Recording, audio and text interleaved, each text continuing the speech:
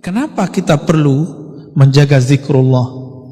Supaya hidup itu tenang, pilihan-pilihannya tenang. Mau pilih apa saja tenang.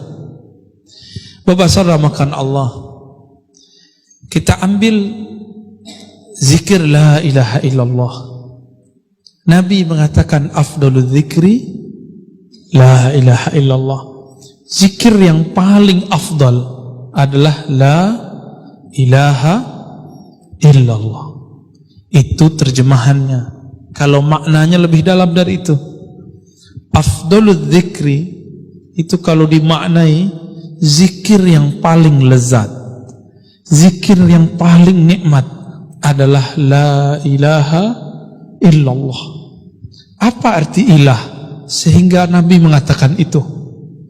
Ternyata kalau orang betul-betul membaca la ilaha illallah, ilah salah satu maknanya adalah tempat hati bergantung,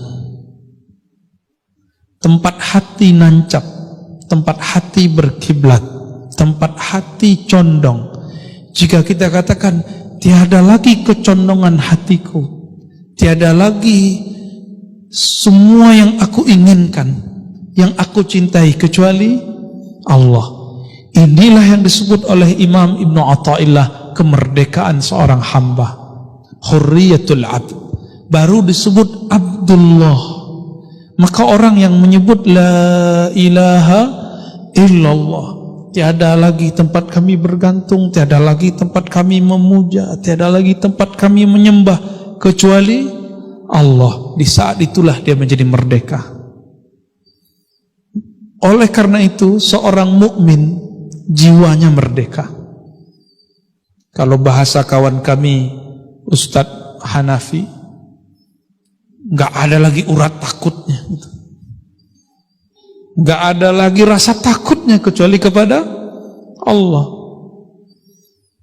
Yang punya zikir ini hanya ahli-ahli qalbu, bukan orang yang suka ceramah kayak saya ini, bukan yang suka debat, bukan yang suka menyalah-nyalahkan orang, membidah-bidahkan orang, enggak. Mereka ini lebih suka menyebut nama Allah, la ilaha illallah. Terdiri dari apa kalimat ini? Ulama-ulama ahlus sunnah mengatakan la ilaha illallah itu terdiri dari dua inti. La ilaha namanya nafi. Nafi sudah jadi bahasa Indonesia penafian. Ditiadakan apapun dalam pikiran, apapun dalam hati, illallah kecuali Allah. Makanya ulama-ulama terdahulu punya teknik membaca la ilaha illallah, ada tekniknya.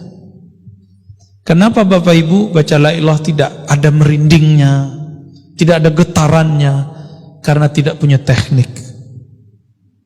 Buat rendang, kalau tidak diaduk santan dan airnya pisah nggak Pak? Adukan itulah kira-kira ilustrasi baca la ilaha illallah, kalbunya harus diaduk.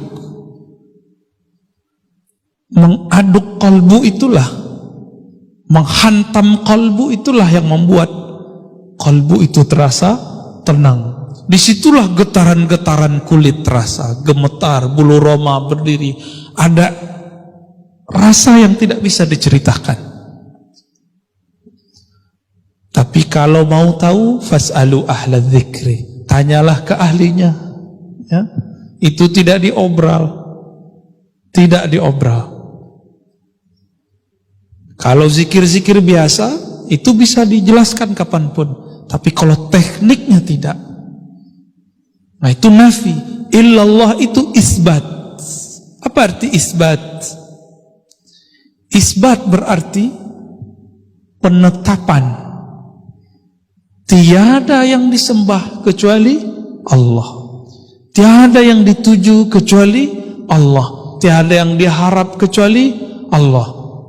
Orang kalau begini, PNS kalau begini, karyawan kalau begini, nggak perlu fingerprint, kerjanya pasti selesai. Kenapa sekarang harus pakai fingerprint, pakai daftar hadir? Karena orang-orang tidak serius bekerja. Dia hanya takut ke atasannya. Jadi nggak takut kepada Allah. Takut dengan report laporan-laporan manusia, tapi tidak takut dengan laporan-laporan malaikat-malaikat Allah. Bapak ibu saudara, ikhwan akhwat fillah.